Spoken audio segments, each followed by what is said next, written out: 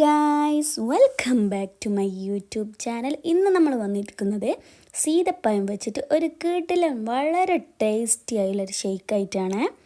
പെട്ടെന്ന് തയ്യാറാക്കാവുന്ന റെസിപ്പിയാണ്. നമുക്ക് ഫസ്റ്റ് തന്നെ വീഡിയോയിലേക്ക് കിടക്കാം. അതിൽ തന്നെ നമ്മളിത് സീതപ്പഴമാണ്, 2 സീതപ്പഴമാണ് ഞാൻ എടുത്തിട്ടുള്ളത്. അത്യാവശ്യം വലുപ്പമുണ്ട്.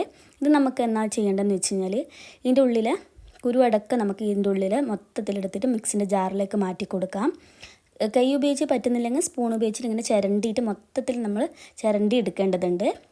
പുറത്തുള്ള തൊലി എടുക്കേണ്ട ആവശ്യമില്ല, ആ പച്ച തൊലി എടുക്കേണ്ട ആവശ്യമില്ല, ഉള്ളിലുള്ള വൈറ്റ് മാത്രം എടുക്കാൻ പാടുള്ളൂ. ശേഷം നമുക്ക് 1/4 കപ്പ് പാലാണ്, കുറച്ച് 1/4 കപ്പ് പാൽ എടുത്തതിന് ശേഷം ഇതൊന്ന് ജസ്റ്റ്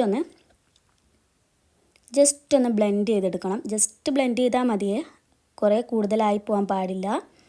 ജസ്റ്റ് ബ്ലെൻഡ് ചെയ്തെടുത്തതിന് ശേഷം ജസ്റ്റ് ബ്ലെൻഡ് ചെയ്തെടുത്തിട്ടുണ്ട്.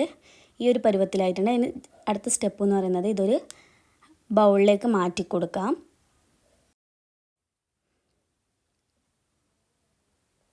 ബൗളിലേക്ക് മാറ്റിയിട്ടുണ്ട്. ഇനി അടുത്ത സ്റ്റെപ്പ് എന്ന് പറയുന്നത് ഇതിൻ്റെ കുരുവെല്ലാം എടുത്ത് വേറൊരു ബൗളിലേക്ക് മാറ്റേണ്ടതാണ്.